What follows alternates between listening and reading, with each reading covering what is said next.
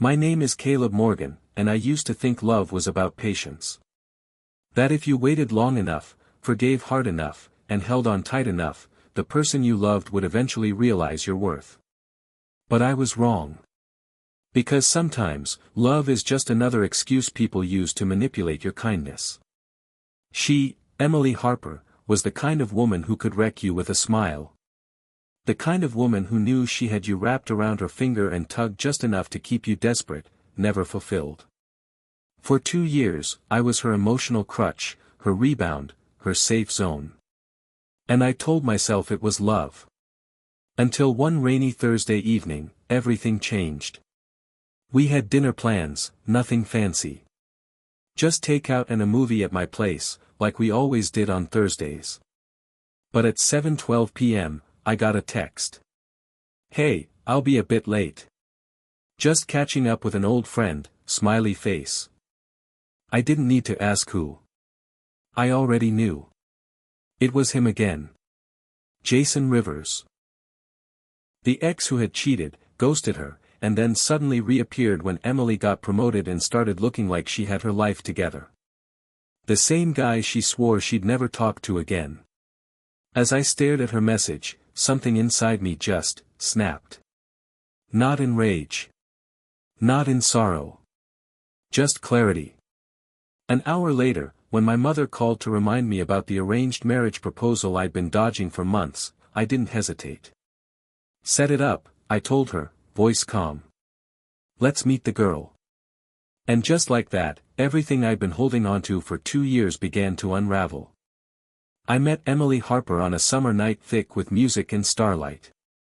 She was dancing barefoot on her best friend's rooftop, hair tangled in the breeze, wearing a Rolling Stones tee and cut-off jeans. I remember thinking she looked like freedom.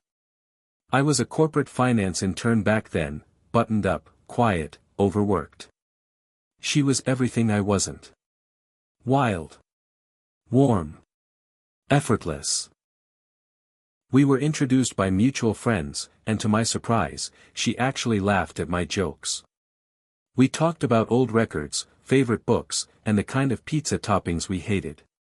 Before I left that night, she asked for my number. That was Emily. Always the one to take the first step. Always in control. In the beginning, I was cautious. She had just come out of a messy breakup with Jason Rivers, some real estate trust fund golden boy with a god complex. She never hid that from me. In fact, she talked about him often, like a ghost still haunting her in daylight. She said she was done, though. Said she wanted something stable. Safe. I was stability. I was her calm after the storm. Over time, we fell into a rhythm. Sunday brunches, Thursday movie nights, late-night drives where she played 90s R&B and screamed lyrics out the window. She never said, "I love you," first, but I didn't care. I thought actions were enough. Still, there were signs. She'd flinch at commitment talk. Pull away when I'd bring up the future. And every few months, Jason would resurface, first with drunk texts, then accidental run-ins, then messages she'd nervously show me like they were harmless. I always forgave her. Then there was my mother, Eleanor Morgan, a Southern steel magnolia who believed in tradition, reputation, and family legacy. After Dad passed, she tried to anchor me back home, insisting I consider an arranged match with someone from our circle. Someone serious, as she liked to say. Her name was Madeline Walsh, daughter of a family friend. Law student. Sharp, driven, with the kind of composed grace my mother adored. I always said no. Told them I had someone. That I was in love. But after 2 years of chasing someone who still kept an open door for her ex, I started to wonder, was I really in love, or just addicted to being needed? And Emily. Emily needed me, but only when she was low. Not when she was happy. Not when Jason came back. So, when my mother called that night, giddy about Madeline flying in for a weekend visit, I didn't resist. I told her to set it up. Told her I was ready. And maybe for the first time in years, I wasn't lying to myself. The following Saturday, I met Madeline Walsh at a quiet brunch spot my mother handpicked, charming, traditional, and tastefully southern, just like her. Madeline arrived right on time, wearing a crisp navy dress and a calm confidence that immediately threw me off. She extended her hand, firm but warm, and looked me straight in the eye. "Caleb," she said. "I've heard you're the one who always runs from these setups. Should I be flattered or worried?" I laughed, genuinely. Maybe both. To my surprise, brunch wasn't awkward. In fact, it was easy, effortless in a way that didn't demand performance. We talked about law, business, travel. She wasn't trying to impress me. She wasn't playing hard to get. She was just there. Present. Real. After 2 hours, we parted with a polite smile and a casual, "Let's see where this goes." No pressure. No expectations. And for the first time in a long time, I didn't feel like I was walking on emotional eggshells. That night, as I lay in bed staring at the ceiling, my phone buzzed. "Emily. Can I come over?" No explanation. No apology for bailing on our last date. Just another casual demand for space in my life. I stared at the message, thumb hovering. Something in me hesitated. I typed, "Sure." She arrived 15 minutes later, hoodie over her head, rain clinging to her sleeves. No makeup. No explanation. Just walked in, curled on my couch like she belonged there, and asked if I had leftover Thai. I watched her as she scrolled through Netflix like nothing had happened. Like we were still us. "So, how was your week?" she asked, eyes never leaving the screen. "Met someone," I said quietly. That got her attention. She paused. "What do you mean?" "My mom introduced me to Madeline. She's something else." The shift in her expression was subtle, but I caught it, the twitch in her jaw, the flicker in her eyes. "Oh," she said, voice flat. "So you're doing the whole arranged thing now?" I nodded. "Just trying something different." And right then, I saw it, the first crack in her cool. The first time she realized I wasn't going to wait around forever. She looked away. And for the first time in 2 years, I felt like I had power. After that night, something shifted between Emily and me. It was subtle at first, a longer pause before replying to texts, a flicker of curiosity in her eyes whenever I mentioned Madeline. She never said much about it, but I could feel her attention tighten like a string pulled taut. And suddenly, Emily wanted to see me more often. She started showing up to my office with coffee, something she'd never done before. She sent texts that weren't just one-liners but thoughtful check-ins. She laughed louder at my jokes, asked deeper questions, remembered small details she used to forget. At first, I thought maybe, just maybe, she was realizing something. That maybe losing me scared her into finally choosing me. But the truth crept in slower than I wanted to admit. Emily wasn't falling for me. She was reacting to competition. Madeline, on the other hand, was the exact opposite. We started seeing each other regularly. She never pushed, never played games. She asked real questions. She listened when I talked about my dad, about how much pressure I felt to live up to the Morgan name. She never flinched when I opened up about my complicated thing with Emily. Instead, she said, "Sometimes the people who break us are the ones who show us where we're still bleeding." That stuck with me. One night, Madeline invited me to a quiet jazz bar. The place was dimly lit, the kind of joint where the music kissed your skin rather than screamed in your ears. Over 2 glasses of bourbon, she looked at me and said, "You don't have to choose me, Caleb. But if you do, I need it to be real. I'm not here to fill a vacancy. I'm here to build something." She said it calmly, with no desperation. No ultimatum. And that's what made it hit harder. A few days later, Emily called me out of the blue. No hello. No small talk. I saw you with her, she said flatly. I didn't ask how. I didn't pretend to be surprised. Okay. She's not your type, she added. I laughed. Maybe my type's changing. Silence. Then, you're really doing this, aren't you? I hesitated. You went to meet Jason again. That's not the same. Isn't it? Emily was quiet for a beat, then said something that dug deep. I never thought you'd be the kind of guy who'd settle. I felt the insult laced in her words. Like love with Madeline was somehow less valid because it wasn't chaotic, wasn't turbulent. But I didn't bite. I'd done that too many times before. Maybe I'm tired of trying to prove I'm enough for someone who doesn't know what she wants. Her voice softened. You were always enough, Caleb. That was the problem.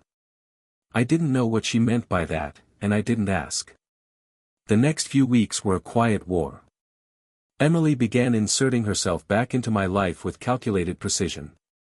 She started hanging out more with our mutual friends again, hoping I'd show up. She posted carefully curated photos, just vague enough to stir curiosity, just strategic enough to be seen. She even dropped by my place one evening, unannounced. I was on the porch, talking with Madeline over wine. Emily pulled up, stepped out, and froze when she saw us. Her smile was tight. Didn't know you had company. Madeline stood, calm as always. Hi, you must be Emily. Caleb's told me about you. Emily's eyes narrowed. I bet he has.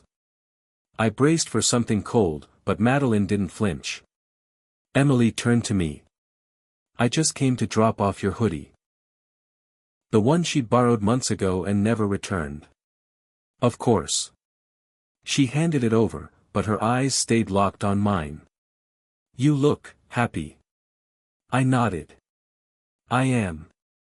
And that's when I saw it, not jealousy, not anger, but panic.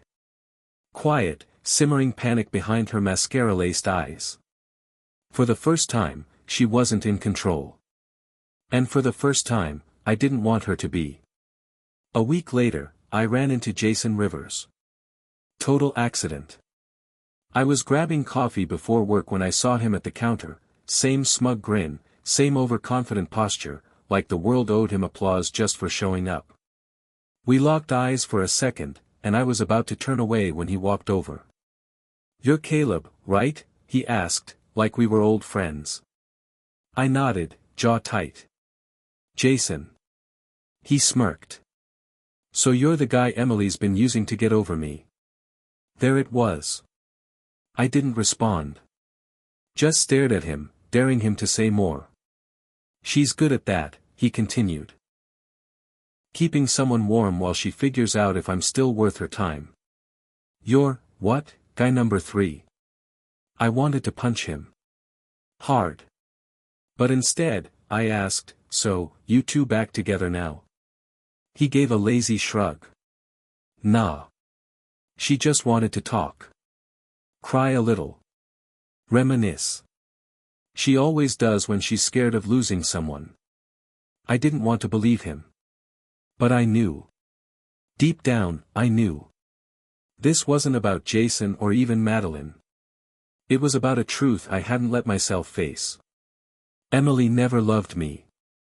Not fully. Not the way I loved her.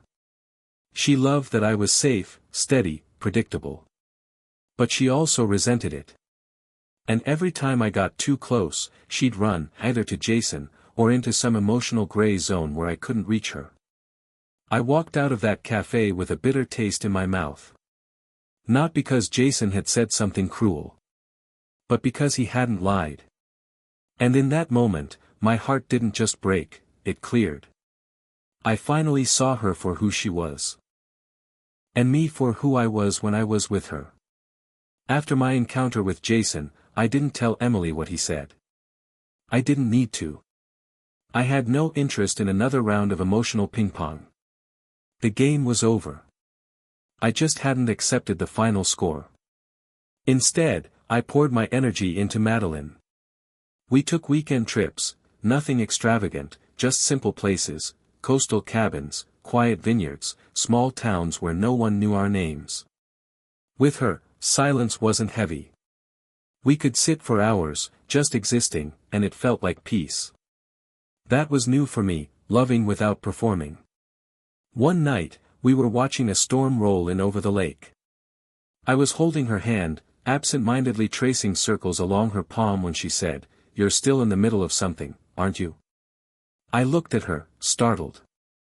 "What do you mean?" "You haven't fully let go of her. And it's okay. I just need to know if you're trying to forget her with me, or if you're choosing me because you see a future here." It was the kindest confrontation I'd ever experienced. She didn't accuse. She just saw through me. And I didn't lie. "I'm trying," I said quietly. "Every day, a little more. But it's hard when the past keeps knocking." She gave a small nod. "Then maybe it's time you stop answering the door." The very next day, Emily showed up at my apartment. No warning. Just a knock. I opened it to find her standing there in a sweatshirt and jeans, hair tied back, face bare. She looked younger like that, less guarded. "I need to talk," she said. I stepped aside. She paced my living room like she owned it again. I didn't sit. Just watched. "I made a mistake," she said finally. "I should have never met with Jason. It was stupid. I guess.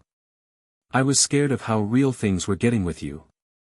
I always screw things up when they get serious. But I've been thinking, about us. About how much I miss you."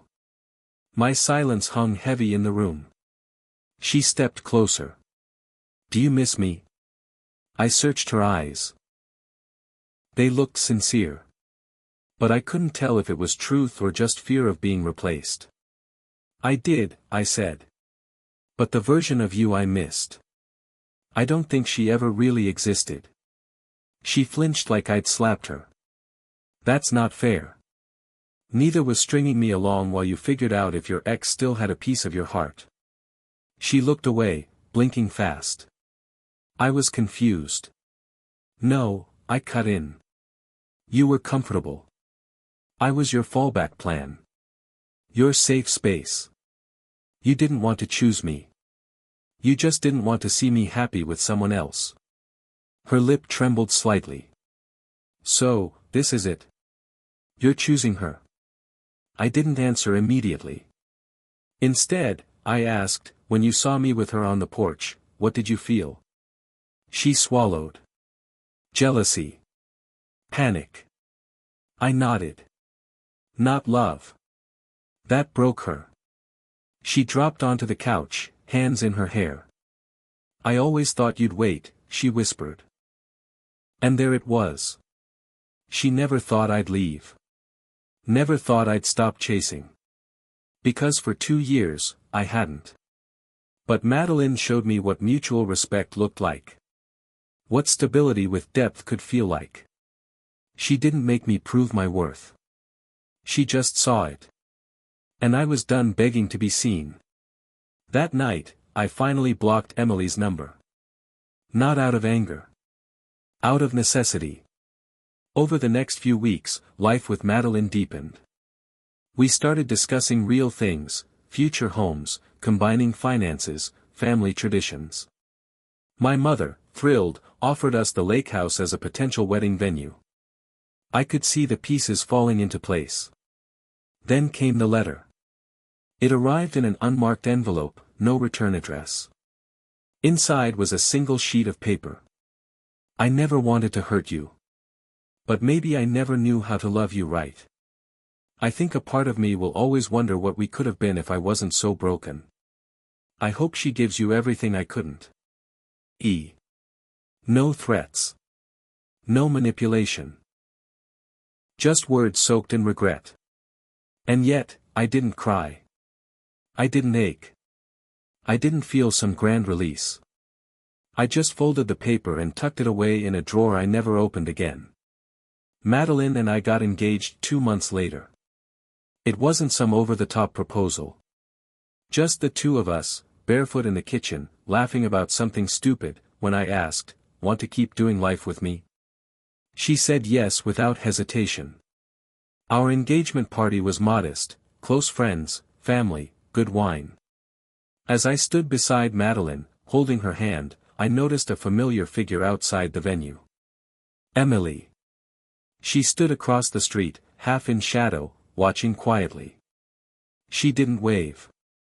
Didn't approach. Just stood there, hands in her coat pockets, until a car passed and she was gone. Part of me thought I'd feel something in that moment, rage, sorrow, nostalgia. But all I felt was gratitude. Because she taught me how not to be loved. And Madeline, she showed me what it meant to be chosen. Not out of fear, but out of certainty. The last time I spoke to Emily Harper was the day before my wedding.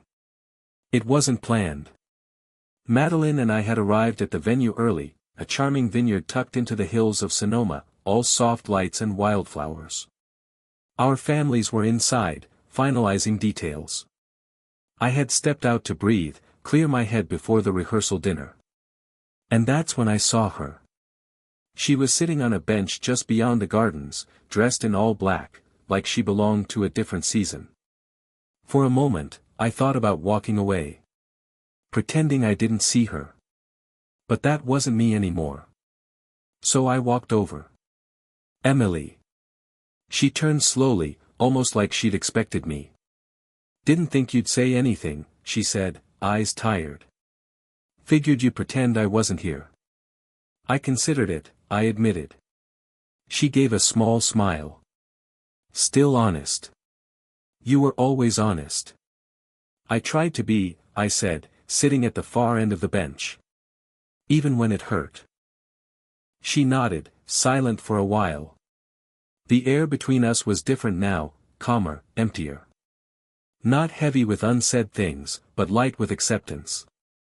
"I just needed to see you," she said. "One last time. Before everything changes." "It already has." Her eyes glistened, but she blinked it away. "Do you love her?" "Yes." She inhaled shakily. "More than you loved me?" I didn't answer right away. "I love her differently," I said.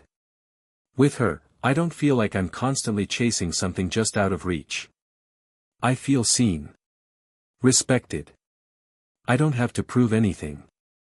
"That's not a yes or no, Caleb." I looked at her then, really looked. She was still beautiful, still the girl who once danced barefoot under the stars. But she wasn't the same to me anymore. Maybe she never was. "I think I loved the idea of you," I said. "The way you made me feel when you needed me. The illusion of being your anchor." But it wasn't love. Not the kind that lasts. She nodded slowly, biting her lip. "I thought I had time. That you'd always be there, waiting. That was your mistake." Silence stretched between us, interrupted only by the faint sounds of laughter from the main hall. She looked down at her hands. "You're not angry anymore." "No," I said truthfully. "You taught me something.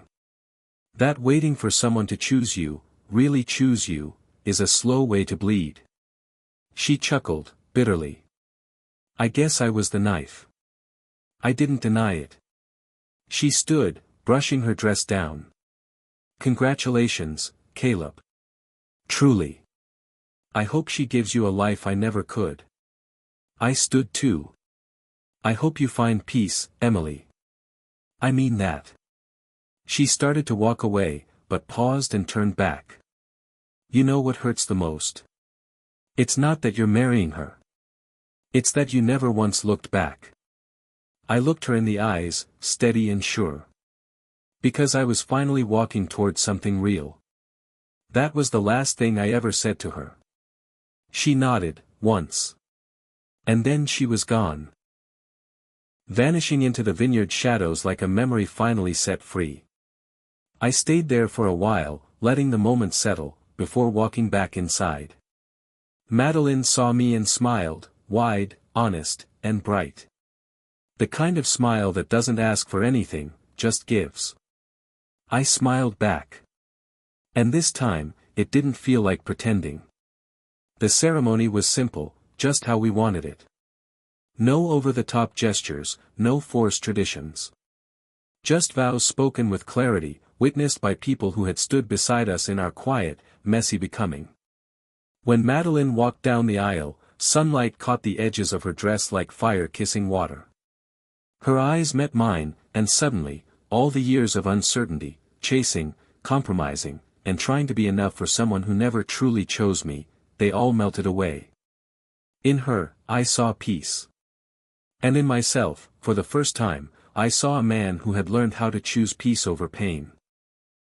We exchanged vows under a floral arch built by my late father's best friend, and I could feel him there somehow, his legacy wrapped into the soil beneath our feet, his values echoing in every honest word I spoke. I promise, I said, to love you without conditions.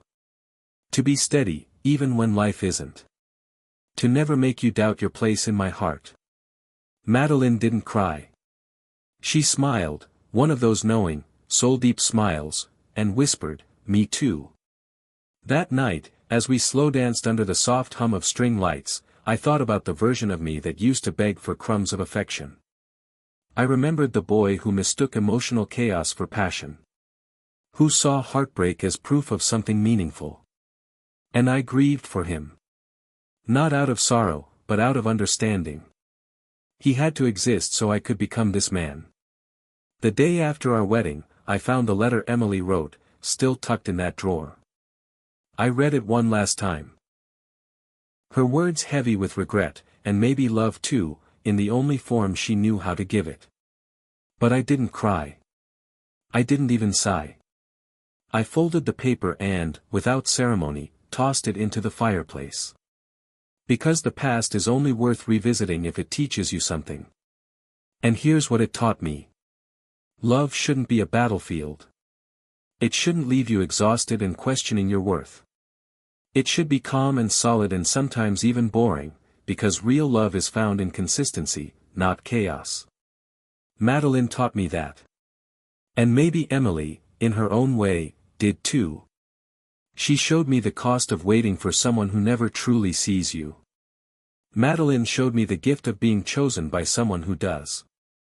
As I sit here now, writing this from the porch of our new home, coffee in hand, wedding band catching morning light, I finally understand what it means to be whole. And not because someone completed me. But because I stopped giving away pieces of myself to someone who only wanted me when it was convenient. Love, I've learned, isn't about being someone's only option. It's about being their best choice, and knowing you chose them just as fully. I started this story thinking love was about patience. That if I held on long enough, forgave enough, maybe she'd finally turn around and choose me. But I was wrong.